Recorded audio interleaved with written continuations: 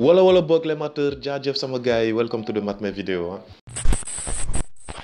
Vous voyez le nouveau décor ma xam man maa fi nekk di sóob di décorer nii si vous kiffez le décor vraiment ngeen wax ma ko ci commentaire yi ma habituellement ma di ko defee fii quoi. On va entrer dans le vif du sujet tey dañuy wax ci le problème entre Bouba Ndour ak Fallou Dieng. Fallou Dieng tëb na miiru këram dem bay. Pour revenir ci problème bi am entre Bouba Ndour ak Fallou Dieng ñoom apparemment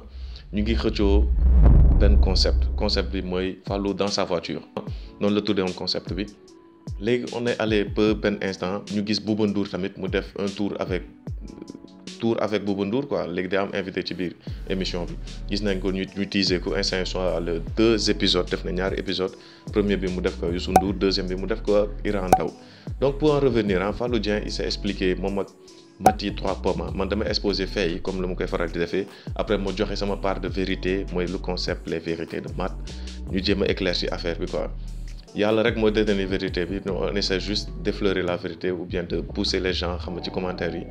ñu jéem a wax seen xalaat lu ñuy xalaat yi ci sujet bi ak li ma jotee développé Fallou Dieng ak Maty 3 Pommes seen genre interview bu ñu defoon via les réseaux sociaux donc noonu interviewé ñu posé ko ay question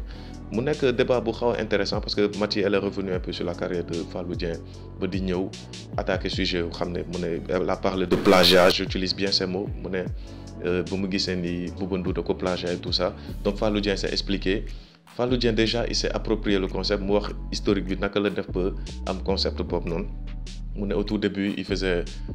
son rétro yi après mu dem ba ci biir mu calé concept wu mu am benn invité dans sa voiture ñu raidé après ñu waxtaan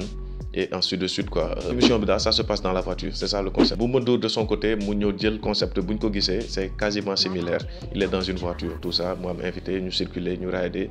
c'est la même chose là il y a toujours pas de problème donc pour en revenir selon man sama avis personnel Fallou Dieng mu ne bi mu ko commencé ak léegi ça fait 2 ans. Tu vois te concept bi wax dëgg yàlla ñi ko commencé dëgg si kan laa ko njëkk a gis te xam ne si moom la gën a populaire mooy ci américain mooy The Late Night Show avec James Corden moom moo ko initié il fait ça dans sa voiture boo leen xoolee ci YouTube bi di ngeen ko gis ak inséré ma leen di may nii vous voyez que moom moo ko njëkk a def il faut donner à César ce qui appartient à César nit ki tu peux t'inspirer de quelque chose mais après nga vérifier source yi quoi coïncidence mun na am peut-être que Fallou Dieng xamul sax ki may wax nii mais moom moo ko njëkk a def États-Unis de invité nit ñu def ay karaoké def ay affaires yu cool ci biir oto bi waxtaan ci seen carrière ñu def ay affaires yu fun tout ça c'est comme le concept de Fallou Dieng donc renseigne-toi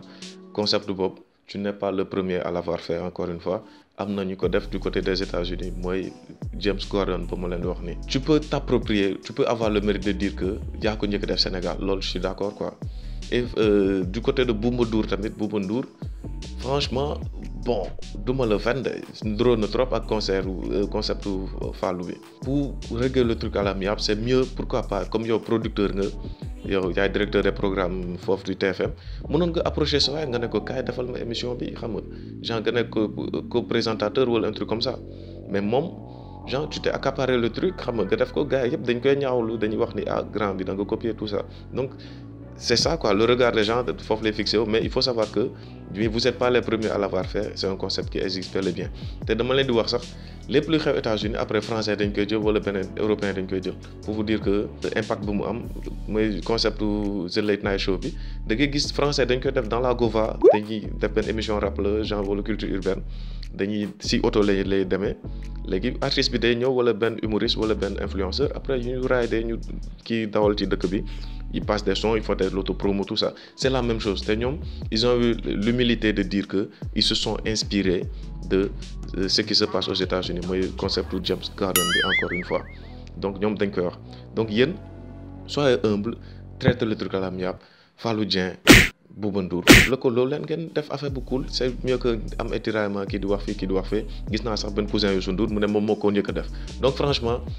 il faut tirer les points sur les i affaire il faut se renseigner xam ni vous êtes pas les premiers à l'avoir fait te mën ngeen arranger le coup quoi il n'est pas encore trop tard bañ a nekk ay guerre. C'est ainsi que se termine cette vidéo si vous avez kiffé lâchez le maximum de pouces bleus abonnez-vous à la chaîne encore une fois donc demain inchallah 17h30 gars c'est un rendez-vous à ne pas rater Ndogu Plaignant épisode 3